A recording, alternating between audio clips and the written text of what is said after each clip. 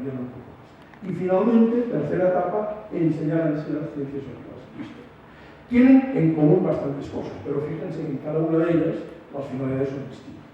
En primer lugar, a mí me formaron, yo aprendí para ser historiador.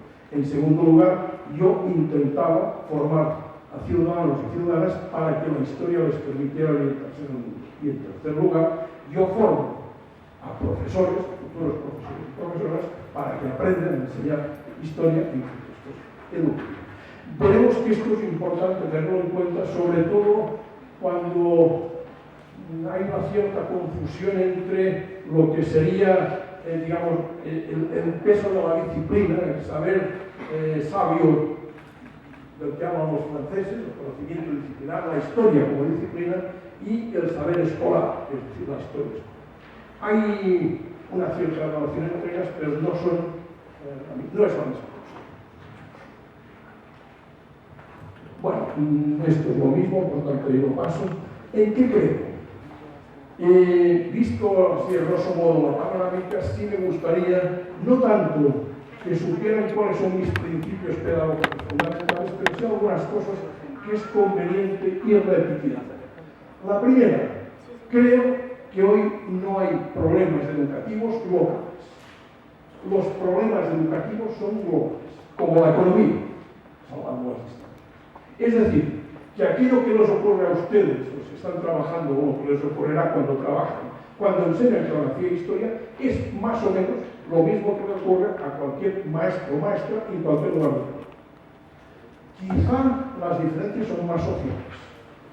Es decir, aquello que ocurre a un maestro o una maestra en Medellín que trabaja en una escuela clase media alta es más parecido a lo que le ocurre a un maestro o una maestra que trabaja en una escuela clase media alta en Nueva York, en París, en Madrid o en Buenos Aires, que no aquello que le ocurre a un maestro o una maestra que trabaja en un colegio público en el barrio marginal de Medellín. Que a su vez será más parecido a lo que le ocurre a un maestro o una maestra que trabaja en una banlieue de inmigrantes de París o en un barrio marginal de Nueva York o de Madrid o de Madrid. No sé si me explico. Es decir, no hay problemas.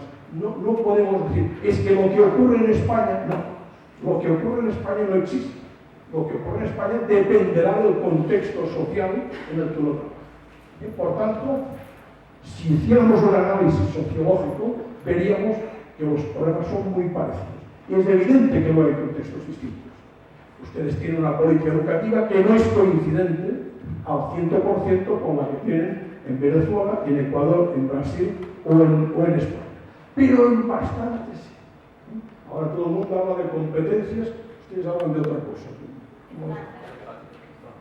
Competencias y estándares. De estándares. Bueno, el discurso es, ustedes cogen y en Estados Unidos, en todo el mundo. Es decir, son modas que se generalizan a partir de propuestas que casi siempre proceden del mismo modo. La OCDE, el Banco Mundial, de aquellos que dirigen la economía y pretenden dirigir también la educación. Primera idea, por tanto, hay problemas comunes. Esto significa que yo puedo aprender de lo que sucede en Brasil, o de lo que sucede en Francia, o en Ecuador, o en cualquier otra parte. En Brasil, desde luego, sí. Ustedes saben que Brasil es una potencia en muchas cosas. Si saben un poco de portugués y van alguna vez a Brasil, publican como ningún país del mundo en didáctica la historia, de la geografía, de las ciencias sociales. Es ingente la cantidad de material que surge cada año de las universidades, de las editoriales, etc. Es espectacular y además suele ser muy buen material. Suelen estar, creo que hoy Brasil, junto con Canadá, Australia y Nueva Zelanda, son países que están a la vanguardia de temas educativos y en particular en el campo de la enseñanza de las ciencias sociales. Segundo tema, ¿qué tipo de maestro queremos? Yo soy de los que creo que hoy no podemos concebir al maestro como una persona que se dedica a reproducir aquello que otros dejan. Hemos de apostar ya en el siglo XXI por hacer realidad ideas tan viejas como las de John Dewey cuando hablaba del maestro como un práctico reflexivo. Es decir, como una persona capacitada para tomar decisiones ante una realidad que solo él conoce. la ministra de Educación o el ministro, no sé si el ministro actualmente en Colombia, no conoce a sus alumnos. A sus alumnos los conocen ustedes. Y como no hay un niño epistémico, no existe un niño de 15 años, existen muchos niños de 15 años que solo conoce cada maestro, ha de ser el maestro o la maestra quien esté preparado para tomar decisiones que conseguirán que su alumnado aprenda. Miren, yo no recuerdo en mi larga etapa de estudiante, no recuerdo la cara de ningún maestro ni ninguna ministra de educación. No sé. Tendría que buscar en los libros de historia. En cambio, tengo bien presentes las caras de mis maestros. Algunos más borrosos, pero tengo muy presentes, porque ellos fueron los que me abrieron o me cerraron puertas y ventanas. Ya sé que no fueron los responsables. Los responsables siempre son los políticos, los que deciden qué presupuesto se dedica a la educación. Ya lo sé. Pero a la hora de la verdad, a mí quien me abre o me cierra puertas y ventanas es aquel maestro, aquella maestra que me enseña o no alguna cosa. Por tanto, es importante tener en cuenta que si queremos que este maestro me enseñe cositas, se ha de formar como un práctico reflexivo capaz de tomar decisiones en contextos únicos e irrepetibles que son el colegio. Cada año cambian mis alumnos. Siempre tienen la misma edad, 14 años. Pero cada año son distintos. Y yo no puedo aplicar mecánicamente conocimientos de la año anterior. ¿Qué me dirían ustedes si fueran al médico diciendo, al doctor me duele aquí, y el médico les dijera, es el mismo lugar del año pasado, pues voy a buscar los papeles del año pasado? ¿No? Si ustedes van al médico y les duele aquí, quieren que les haga una analítica, que les haga una radiografía y que les diagnostique en el momento que ustedes están enfermos. Y no que busque en su historial médico lo que les ocurrió hace un año. Que quizás tenga relación, pero esta es otra cosa. Cuando uno va a cualquier profesional, lo que busca es que el profesional tome decisiones en el contexto en que uno le va a pedir asesoría. Pues igual debería ocurrir en educación. El maestro o la maestra, el profesor de educación infantil, primaria o secundaria, debe ser una persona capacitada para tomar decisiones dirigidas a que su alumno aprenda cosas, sino que se dedique a otra cosa. Miren, nadie obliga a los estudiantes universitarios a ser profesores o profesoras. En cambio, obligamos a todos los niños y niñas a ir al colegio. Y es una obligación que el Estado cumple escolarizar a toda la población. Sin embargo, no es ninguna obligación que ustedes sean profesores. Ustedes no son porque quieren, o porque no les queda otra solución. Esto ya no lo sé. Yo lo fui porque quise. No lo querían mis papás. Mis papás querían que yo fuera farmacéutico. Que maldita la gracia que me hacía a mí ser farmacéutico, pero mis papás querían. Y yo me negué a ser farmacéutico. Y quería ser maestro. Pues yo he de ser consecuente con ello, porque de mí han dependido muchos chicos. Y yo he de cumplir. Entonces, repito, es importante que si no nos forma la universidad, porque la universidad tiene estos sistemas así bancarios, millones de personas, que nosotros mismos seamos capaces de decir, hemos de autoformarnos, hemos de exigirnos, porque de nosotros va a depender aquello que aprenden o dejen de aprender los muchachos o las muchachas en historia, geografía y ciencias. Otro aspecto, el cambio de currículum no supone el cambio de la práctica. Esto es muy viejo, está muy investigado, pero no ha llegado a ningún ministro o ministra de educación de ningún país del mundo. Sigue habiendo la creencia de que cambia el currículum, cambia la práctica. Cambia el currículum y no cambia las prácticas. Esto es muy fácil comprobarlo y en realidad lo vemos continuamente y diariamente. Es verdad que la práctica es muy heterogénea y muy variada y hay muy buenos docentes que están intentando hacer cosas muy posibles. Pero también hay muchos docentes que se limitan porque no les queda más remedio a seguir con su rutina, entre otras cosas porque a lo mejor trabajan 40 horas semanales, cosa que es de una barbaridad increíble. El docente debería trabajar un promedio de unas 20 horas como mucho semanas. ¿Por qué si no Finlandia está donde está? Ustedes saben que estos informes PISA que nos dicen tantas tonterías, sobre los cuales los políticos dicen tantas tonterías. Bueno, ponen a Finlandia arriba. Bueno, pues veamos qué ocurre en Finlandia. En Finlandia ocurren cosas tan sensatas como el presupuesto dedicado a la educación es muy alto. 1. 2. Los maestros cobran un excelente sueldo, por tanto se les puede exigir. 3. Tienen pocos alumnos. 4. Trabajan 2 maestros por grupos de 20 alumnos. 5. El maestro prepara las clases en horario lectivo, no se lleva los deberes al fin de semana a su casa. 6. No hay inmigración, todos son finlandeses, hay muy poca inmigración en Finlandia. Por tanto, así como en Francia hay mucha inmigración procedente del Magreb o de África subsahariana, o en España igual, en Finlandia hay muy poca inmigración. Por tanto, hay una población muy homogénea.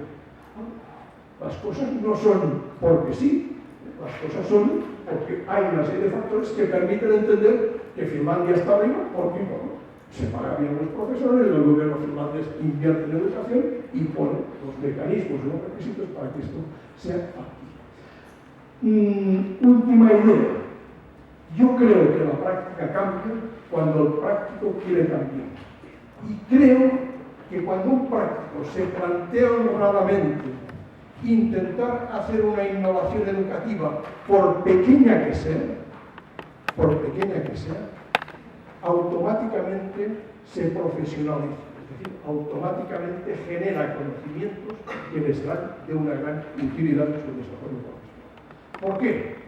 Porque en definitiva se enfrenta a un pequeño reto que controla porque él decide enfrentarse y que interviene con realismo para hallar la solución.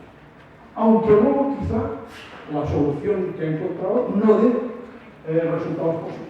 Pero el mismo hecho de que un docente decida averiguar qué ocurre en su práctica, por qué ocurre lo que ocurre y cómo podemos intentar solucionar lo que ocurre, es altamente profesional. Es lo que hace cualquier profesional en cualquier otro.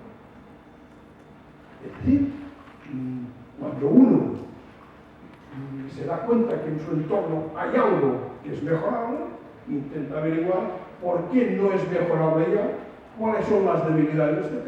Y busca asesoramiento, busca información, tal vez en la investigación, para intentar cambiar su práctica y desarrollarse profesionalmente. Todo esto son ideas que me surgen sobre todo cuando uno piensa que tal vez no estaría de más redefinir cuál es el papel de la escuela. Hace unos años yo empezaba mis discursos citando a doctos pedagogos de la teoría crítica, por otro lado muy interesantes, Giroux, Anthropophilus, etcétera, el mismo Paulo Freire, hasta que un día paseando por el barrio de San Telmo, en la ciudad de Buenos Aires, descubrí en la fachada un pequeño poema llamado Nervo, un autor mexicano, dedicado a los primeros maestros, a los maestros que fundaron la escuela pública argentina allá por el siglo XIX, que decían algo como esto: aquí se piensa, aquí también se lucha, aquí se ama. Yo creo que este breve verso, al menos para mí, define cuál es la tarea de la escuela. Si en la escuela no enseñamos a los jóvenes a activar neuronas y a pensar, ¿qué les enseña? ¿Sabéis? Hoy tenemos Internet, tenemos el Wikipedia y el no sé. Hoy ya no hay un problema de acumular conocimientos.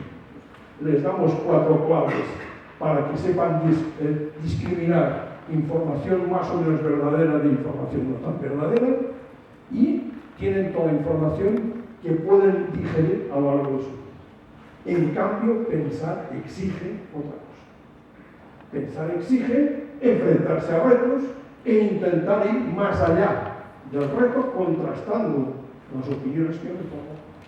Por tanto, una de las cosas que además no hace otra institución que no sea la escuela es que la escuela enseña a pensar. Como ustedes saben, el pensamiento es algo de cada uno. Yo pienso cuando yo quiero.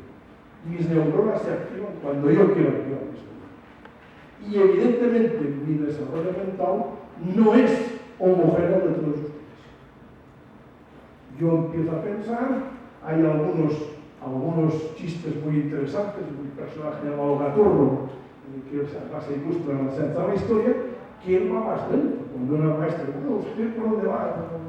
Yo voy por la página 300, yo voy por la página no sé qué, y Gattuso dice, yo voy por la 3, es que yo voy por el carril lento. Es decir, pensar tiene distintos caminos. Y es evidente que el maestro va a ser sensible, no para respetar los distintos carriles, sino para ayudar a aquel que va por el carril lento a que no se quede siempre por el camino.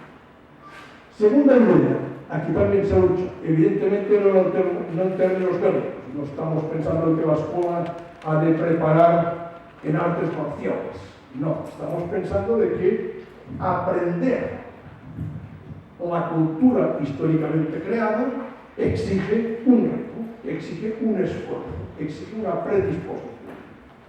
Un niño o una niña, y ustedes lo recordarán a los 12 o 13 años, tiene muchos otros intereses que estudiar historia, ciencias sociales. Vamos, esto siempre ha habido en clase algún niño referente, una niña, aquellos que se lo sabía todo, pero la inmensa mayoría, a los 9, a los 10, a los 12, a los 13, a los 15 años, cargaba la mochila, dejaba la mochila a la puerta de la escuela cuando salía por la tarde y no la recogía hasta el día siguiente, porque en la calle había cosas. Y el fin de semana, dejaba la mochila. Bueno, aprender puede ser estimulante si te lo hacen como un ejercicio interesante, no como una rutina en la que has de aprender cosas sin saber por qué las aprendes y las has de repetir mecánicamente sin saber dónde te pones. Por tanto, podemos ayudar a los muchachos. Es difícil saber historia, es difícil saber geografía, es difícil aprender política, es difícil aprender sociología, pero es posible y además es interesante porque te ayuda a leer el periódico, como decía Pelguera, o te ayuda a entender por qué el mundo es como es y por qué suceden determinadas cosas. Y finalmente aquí se ama.